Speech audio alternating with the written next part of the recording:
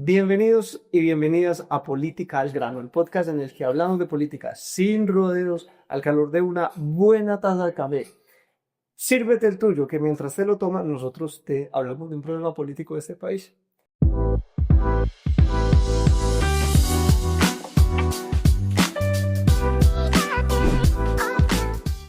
Jorge, ¿qué nos estamos tomando hoy? Hoy nos estamos tomando un delicioso café de Fredonia, Antioquia.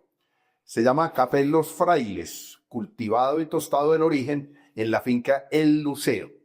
Este es un blend, es una mezcla de distintas variedades de café que se cultivan en la misma finca entre los 1750 y los 1900 metros sobre el nivel del mar.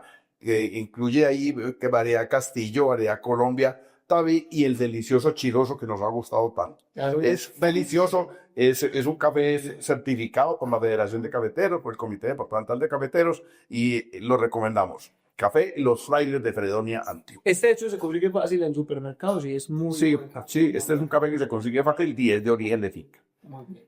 Bueno, Alejandro, hoy vamos a analizar una medida que adoptó recientemente el gobierno en el sentido de eliminar los aranceles para las importaciones de hilo y de fibras sintéticas, de hilo de algodón y de fibras sintéticas.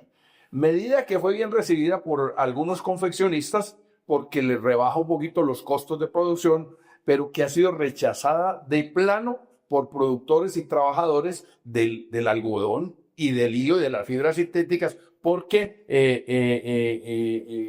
los golpea duramente. Sí, Jorge, bueno, vamos a hablar en concreto del decreto 1197 de 2025, un decreto muy reciente, en el que el Ministerio de Comercio elimina el arancel para 10 subpartidas de hilos sintéticos y de algodón y de hilos naturales, que son los que más usan los productores nacionales para la fabricación de ropa y calzado. No solo para fabricar ropa, también el calzado lleva hilos. Y en esto, pues digamos que se justifica por parte del gobierno como una medida para que los confeccionistas colombianos, digamos, reciban una ayuda del gobierno porque esto les abarata unos ciertos costos en unos insumos que hoy son más costosos y que con esta baja de los aranceles van a ser más baratos. Entonces hay algunos confeccionistas que están contentos con esta medida. Vamos a ver por qué estoy equivocado. Bueno, empecemos tratando para quienes no están muy enterados. Los hilos para producir las telas que posteriormente se convierten en ropa, o ropa de cama, o toallas, o prendas de vestir, tiene dos orígenes. Uno natural, que es el algodón, y otro sintético, que normalmente son derivados del petróleo, como el poliéster, la licra, el nylon, etc. A esos hilos, tanto los de origen natural como los de origen sintético, fue a los que el gobierno les quitó los aranceles. Y desde luego, quienes producen esas cosas es Colombia, pues ha puesto el grito en el cielo porque eso los saca del mercado definitivamente. O para decirlo con más precisión, los quiebra. O mejor dicho, los acaba de quebrar porque estos productores ya venían desde que empezó la apertura económica y los TLC medio quebrados. Sí, Jorge, vea, esta medida, el cálculo que hacen las centrales obreras, la CGT y la CUT, es de que de manera directa en el sector de hilos va a acabar con 8.000 puestos de trabajo de colombianos que se dedican a la producción de hilos en este eslabón, que es un eslabón bastante débil de la cadena de la confección y en los textiles. Y además de eso, un cálculo que hace Dignidad Agropecuaria es que adicionalmente puede haber unos 2.400 más trabajadores del campo que todavía se dedican al algodón, un cultivo que está prácticamente extinto en Colombia, pero que queda algunas fincas en el país que todavía producen algodón. Estas ya las tocada final para matar los otros 2.400 empleos que se van a perder ahí. O sea que en total estamos hablando de que este recorte de los aranceles, el levantamiento de aranceles para los hilos va o amenaza de manera directa casi que va a acabar con 10.000 empleos, más de 10.000. Más de 10.000.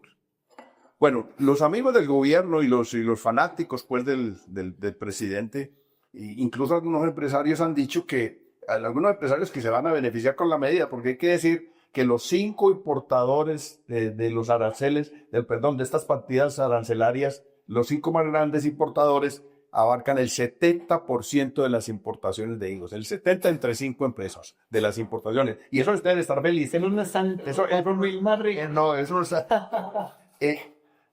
alegan que es que los empleos que se van a perder en este eslabón de la cadena de la moda, como la llaman genéricamente, se van a recuperar en la confección, cosa bastante discutible y que estoy seguro no es cierta, como lo vamos a ver más adelante. Jorge, no, así como jalando el hilo.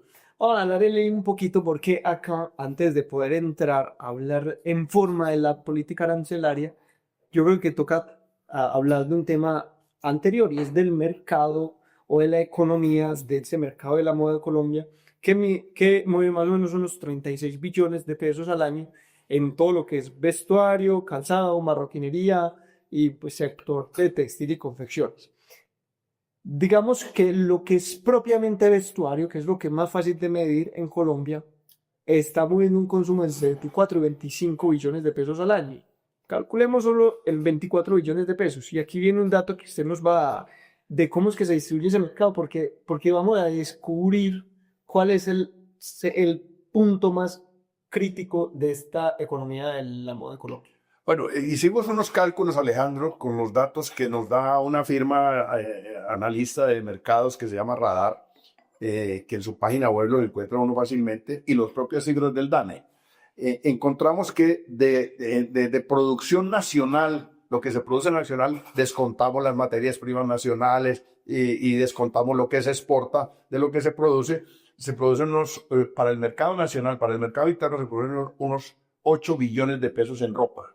8 de producción nacional, o sea, el 33% del total de lo que se importa legalmente, que tiene registros de aduaneros de que se importó legalmente, se importaron unos 8,5 billones de pesos en el año pasado. Estamos hablando de cifras del año pasado, es decir, un 35%. O sea, entre lo que se produjo la industria nacional para el consumo interno y lo que llegó importado legalmente, suma un 68% de la producción. Son 32. Aparentemente aquí hay un fantasma. Desaparecieron el 32% de lo que consumieron los colombianos. El 7,5 billones no tienen ninguna explicación. Es muy raro, Alejandro. Pero esta no es como la canción del hombre misterioso, ¿no? Este sí es fácil de explicar. En los 7,5 billones de pesos, si no son importaciones legales ni producción nacional, pues muy sencillo, son contrabando. Contrabando. Esa es la forma en la que se explica, pero no lo decimos nosotros. La propia Andy calcula que el contrabando en Colombia de todo tipo asciende a 26 billones de pesos al año.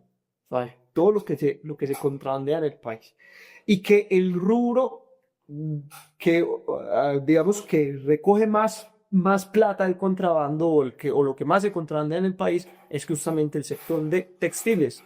Y ahí se calcula que en confección y textiles se contrabandean en el país 7,5 billones de pesos. Los 7,5 que nos están faltando arriba. O sea que nosotros hicimos el cálculo por un lado y nos dio 7,5 que nos faltaban. Y Andy hizo el cálculo por otro lado y le dio lo mismo 7,5. Estamos diciendo que la tercera parte de la ropa que consumimos los colombianos es ropa que entra de contrabando. Y le voy a decir, de los 7,5 billones de pesos de contrabando de ropa, ¿sabe cuánto decomisó la DIAN del año pasado, Jorge? Los decomisos de la DIAN. O sea, lo que pagó en aduanas, digo, esto no está pagando impuestos. 173.000 infelices millones de pesos. O sea, 173.000 millones. O sea, eso parece mucho. Da 7,5 billones. Era del 2,3%. Parece un montón de plata, pero cuando uno lo compara con el universo, pues no. O sea, el 97,7% del contrabando de textiles en Colombia pasa del hecho llega a sus consumidores finales. Bueno, y Alejandro, este es un dato interesante para que quienes nos siguen lo entiendan. La inmensa mayoría del contrabando que entra a Colombia no es que sean los ticos que de noche al escondido están entrando, cargando bultos de contrabando y entrándolos por trocha. No, ese contrabando que era el día antes, no. Hoy el gran volumen de contrabando se llama contrabando técnico. Es decir, que en un contenedor declaran que vienen unas cosas que no son las que vienen ahí y entonces meten otras cosas y no pagan impuestos sobre esas cosas y golpean la industria nacional. Y eso se produce en primera instancia porque en Colombia no se controla la entrada de mercancías como lo hacen en los países serios, que lo hacen con unos aparatos que se llaman escáneres, que son como una especie de rayos X, donde el funcionario aduanero puede ver realmente si lo que dijo el importador es lo que trae el contenedor. Y que revisan todos los contenedores. Pues es que como pasa con un escáner, aquí hacen un control que se llama aleatorio. O sea, aleatorio es que unos contenedores los abren y miran si tienen lo que dijeron los importadores. Y la inmensa mayoría no. Y eso aleatorio tiene además una curiosidad, porque seguramente ahí es donde aparecen los señores de papá Pitufo, el rey del contrabando, sobornando para que digan cuáles contenedores abren y cuáles no. Ojo, esto es una cosa muy atrasada. Un país que no tenga escáneres para mirar qué traen los contenedores, pues pueden entrar por ahí lo que sea, y eso es lo que se llama contrabando técnico. Pero, o sea, pues uno dice aleatorio, puede poner unas comillas grandes al lado de aleatorio, porque aleatorio no tiene nada, o sea, van direccionados a revisar justo los contenedores de los que no hay contrabando. Bueno, y los aleatorios cogen el 2,5%. Y Jorge, vea, con esto que usted dice, los escáneres. En Puerto Antioquia, en Urabá, que todavía no han empezado a funcionar, la gran noticia es que va a ser el primer puerto en Colombia con escáneres. Esto es una vergüenza y un atraso gigante, pero además de eso, nosotros tenemos otro problema. Nuestros puertos no son puertos de gran calado. A nuestros puertos no llegan los buques, que es lo que llaman post-Panamá, sino que los buques que llegan a Colombia son buques más pequeños. Esos buques tienen que desembarcar primero en Chile, en Panamá, o ahorita con el puerto de Chancay en Perú. Y ahí se descargan los buques grandes, montan los contenedores en buques más pequeños. Los que vienen para Colombia, los que van para Ecuador. Exacto, para otros países de América. Y ahí, digamos que nosotros tenemos otro problema, y es que ahí se pierde la trazabilidad de muchas de las importaciones, porque si un buque grande viene de China, viene cargado con miles de contenedores y luego se saca un poquito para montar en un buque, ahí pueden hacer... Y no hay red esos puertos y los puertos de Colombia. Los puertos de Colombia no están conectados en red con los grandes puertos del mundo, y entonces eso hace también muy difícil la tarea de combatir el contrabando que se hace en nuestro país. Bueno, aquí hay una primera conclusión, ¿no? Nuestras prendas de vestir, las que nos vestimos los colombianos, son principalmente importadas, legal o ilegalmente. Y ha afirmado insistentemente una cosa que todos los días se ratifica con los datos que estamos mirando, es que los colombianos, de cada 10 prendas que usamos, casi 7 son importadas legal o ilegalmente, y solamente 3 o un poco más de 3 son producidas en el país con mano de obra y que empresarios nacionales. Listo, entonces volvamos de nuevo a agarrarle, no estoy jugando con lo de agarrar el hilo de esta conversación, porque pareciera que esto que hablamos del contrabando es como una digresión, y ya vamos a ver que no. A ver, nosotros ya hemos mirado como hacia atrás con el tema de esta medida de bajar los aranceles, hemos dicho que se van a perder más de 10.000 empleos en Colombia, pero vamos a mirar hacia adelante, qué es lo que ha debido hacer el gobierno. O sea, en vez de bajar los aranceles, ¿cuáles eran las medidas que de verdad tenía que hacer para proteger al sector confeccionista en Colombia? Que hay una gente que está contenta porque se le bajaron unos insumos que eso eran muy caros y que ahora a veces es más barato. Tampoco muy caro. Bajar el 10% de aranceles en la materia prima, pues no en el producto final. El producto final. Pero si algo se así, claro, algo se echan al bolsillo. Le genera un margen de ganancia más grande al productor de textiles. Y entonces la cosa es que lo que el gobierno debió haber hecho antes de la conclusión del capítulo, pues de esta parte que acabamos de abordar del contrabando, es lo primero que tuvieron que hacer es frenar el contrabando, ponernos serios a combatir el contrabando. Y ahí hay unas formas de hacerlo. Y vamos a explicar también por qué es que en Colombia pasa derecho el 97% del contrabando de ropa. Vea, Alejandro, este dato, pues, el contrabando es un cáncer que corroe nuestra producción industrial y agraria, ¿no? Y es un fenómeno que se puede controlar aplicando la ley. Una primera medida súper evidente. ¿Sabe, Alejandro, usted de cuántas personas está conformado el cuerpo de lo que se llama la policía fiscal y aduanera? Hay una sección de la policía, así como policía juvenil, antinarcóticos y no sé qué. Hay una sección de la policía que se llama la POLPA, la policía fiscal y aduanera. Esa es la encargada de vigilar que no entre contrabando por los puertos. ¿Sabe cuántos policías de la Colfa son? Son 750. Para todo el país. Para todo el país, o sea, menos de lo que a veces se usa para controlar un partido de fútbol de esos de alto riesgo. O sea, 750 policías para todo el país. Y en Colombia estuvimos haciendo un análisis de cuáles son los cruces fronterizos terrestres, aéreos, marítimos, fluviales, por donde entra mercancía más o menos en buen volumen. Son unos 20 puntos donde cruces aduaneros. Eso quiere decir que si ustedes cuentan, los policías que están en labores administrativas, los que están enfermos, los que están en licencia, los que están en vacaciones, puede ser que no queden sino 600 activos para repartirlo en 3 turnos. Repartidos en 3 turnos da que cada cruce fronterizo tiene 30 policías asignados en promedio y que cada turno es de 10 policías en cada turno. 10 policías para cada cruce fronterizo por el que es la mercancía. Hágame el favor. Bueno, pues una vez, ahora hablamos de que, listo, 10 policías para el puente de Rumichaca, yo le creo y le digo, listo, ese no es un cruce fronterizo con tanto volumen de mercancía, pero hágame el favor, Buenaventura, Cartagena, El Dorado, el aeropuerto de María Córdoba, Barranquilla, o sea, mejor dicho, nosotros 10 policías por turno. 10 policías por turno es una fiesta para pitufo y para los contrabandistas del país. Entonces, vuelvo a insistir en esta idea. Si la intención del gobierno era proteger a los confeccionistas en Colombia, lo primero que debió hacer es cortar ese chorro de contrabando del país, que es el 30%. Bueno, reducía significativamente. Claro. Atacarlo, pues, o sea, volver complicada el contrabando.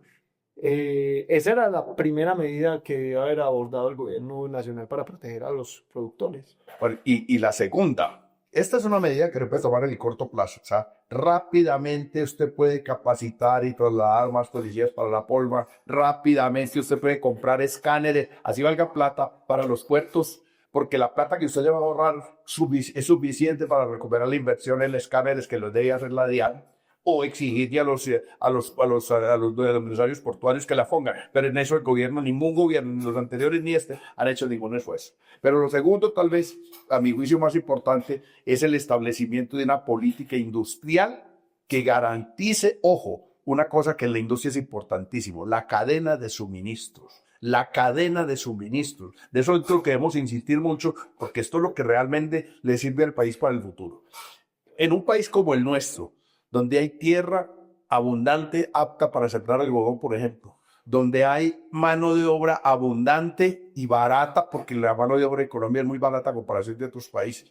Colombia produce una tonelada de algodón mucho más barata que Estados Unidos, pero se considera el algodón gringo aquí más barato que el colombiano porque está subsidiado. Por ejemplo, un solo ejemplo, un país como Colombia que tiene petróleo, que podría establecer una cadena petroquímica que permita producir fibras sintéticas en buen volumen, no se puede dar el lujo de renunciar a esa capacidad que tiene, porque hay una cosa que es indiscutible, y es que las cadenas productivas, usted tiene que garantizar que haya suministro oportuno y suficiente de un eslabón a otro. Y no solo por la seguridad de las industrias, sino también por el bienestar de los ciudadanos, porque eso ayuda a generar empleo, bienestar y repito, la garantía de un suministro oportuno y suficiente de materia prima. Claro, Morgue. Y por ejemplo, los defensores de esta medida, tanto el gobierno como algunos sectores empresariales han dicho que este eslabón de hilo y de fibra es un eslabón muy débil. Pero vea, repitiendo una cosa que usted dice, los países, las grandes economías del mundo hoy están dedicadas a proteger sus cadenas de suministro. O sea, la gran pelea comercial entre China y Estados Unidos es una pelea por proteger la cadena de suministros de cada uno de los países. De hecho, la ventaja que le está sacando China hoy a Estados Unidos en muchos asuntos de la economía tiene que ver con que ellos han protegido mucho mejor, de manera más eficiente, su cadena de suministros. Los países decentes lo hacen. Y vamos a explicarme un poco acá. Aquí hay quien dice, no, así que un sector muy poco competitivo el que fabrica hilos y fibras sintéticas en Colombia. Y eso entonces, como quien dice, como es muy poco competitivo, importemos, porque eso no hay forma de mejorarlo. Pero la cosa es, nunca va a ser competitivo un sector que no existe. O sea, si nosotros, lo primero, para poder volver competitivo un sector, es fomentarlo, pero la condición es que exista, la condición de posibilidades que ese sector esté funcionando, que haya gente que lo sepa hacer, que estén las empresas asentadas en el país.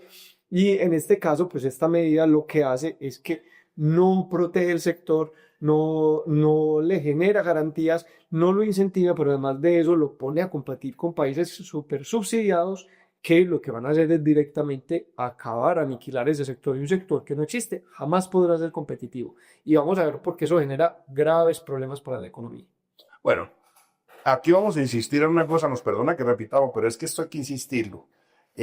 Una norma básica para ser competitivo, una norma del ABC de la economía, es que un país pueda garantizar el suministro oportuno y suficiente de un eslabón a otro de la cadena. Ojo, un país. Porque es que la competencia en el mundo no es una competencia entre productores individuales, no es entre don Pedro de Colombia y don José de Perú, no, no, no. Es entre las capacidades nacionales productivas, entre todo el entorno que rodea la producción de un país con otro. Entonces, un país, para poder garantizar que tenga competitividad en el mundo, una de las cosas vitales que debe garantizar es el suministro oportuno y suficiente en los distintos eslabones. Primero eslabón al siguiente le suministre de manera oportuna y suficiente los insumos para que la cadena no se rompa, porque si la cadena se rompe, usted quedó, ese sector quedó fregado y vulnerable. Muy vulnerable, lo que llaman al encadenamiento productivo, pues justamente Colombia lo llaman eslabones de una cadena, y en la cadena de la moda vamos a explicarlo cómo es que queda vulnerable la cadena con esta medida.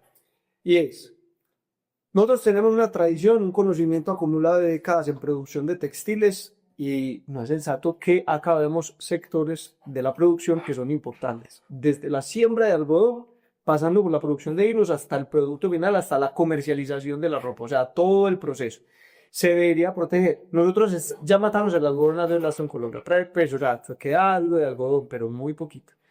Con esta medida prácticamente se acaba el algodón en nuestro país. Ahora vienen por los productores de hilos, que son pequeños, que es el eslabón de la cadena, se los van a llevar por delante con esto. Y digamos que cualquiera podrá decir, sí, pero es que hay mucho donde comprar algodón afuera. O sea, muchos países que producen algodón y que producen hilos en otras partes del mundo. Y eso es cierto hoy porque hay sobreoferta. Hoy en Asia, India, China, Estados Unidos producen mucho algodón. Pero esto es de este nivel. Si mañana hay una guerra, o hay una escasez, o hay una enfermedad del algodón, o pasa cualquier cosa con las cadenas globales de suministros. Por ejemplo, pensemos, se cae la sobreoferta de algodón, hay escasez de algodón. La India va a decidir utilizar su algodón para su propia industria textil o para exportársela a los colombianos. Que a nosotros, si nos la venden, nos la venderán carísima.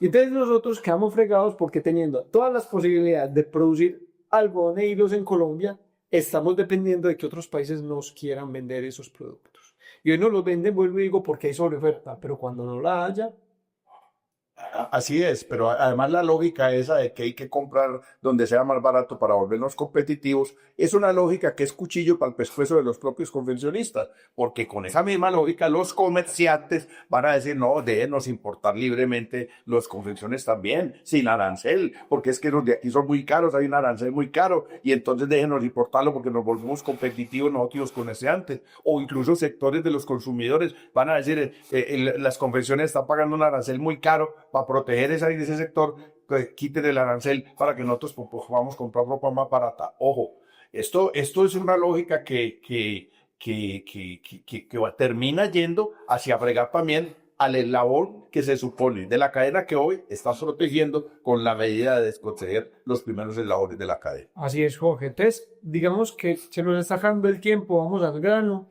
y vamos a hablar de ex. Este gobierno, a mi juicio, está dando todos los pasos al revés de lo que prometió de combatir el neoliberalismo y de renegociar el libre comercio y de proteger la producción nacional, que era una de las cosas que aparecía en el discurso de Petro. Los pasos se están haciendo al revés. Primero, combatir el contrabando, que es una medida que ni siquiera implica una transformación legal, sino que es simplemente cumplir la ley. Prácticamente nada. Esto, igual que en los gobiernos anteriores. Sin decir que ahí hubo financiación por parte de sectores contrabandistas a campañas del actual gobierno. En segundo lugar, definir una política industrial que esa es de mayor escala, que esa sí toca pues un acuerdo nacional para eso, para defender la producción nacional, la industria nacional, el agro colombiano. De eso, nada tampoco. Y finalmente, con esta decisión que podrá ser para algunos sectores como, bueno, defendieron la producción de textiles colombiana porque le redujeron un poquito los costos de producción. Realmente es una medida antinacional porque es una medida que sí, beneficia un poquito a los productores de textiles porque reducen piezas De conversión. de confecciones, perdón.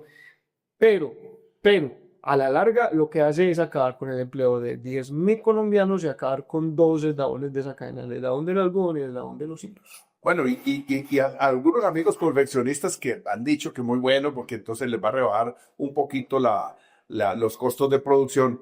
Les decimos, esta pequeña reducción de costos es comida para hoy y hambre para mañana. Ojo, esto es clave, porque aquí aplica un dicho de los abuelos y de nuestros padres, que decían, lo barato sale caro. Y esto barato nos va a salir muy caro. Así es, Jorge. Bueno, hemos llegado al final de nuestro podcast de hoy. Somos Jorge Gómez, Alejandro Arcila, quienes hacemos los guiones y presentamos este podcast Política al Grano. Nos salimos todos los lunes de la noche en YouTube y en Spotify para que nos sigan, para que le den like, le den a la campanita, nos hagan comentarios allí. Nos acompaña en la dirección Juliana Palacio, hoy la cabra de Luisa María Daza. Nos acompaña técnicamente Juan Zuleta y en el sonido Julián Andera. Muchas gracias y nos vemos en el próximo café.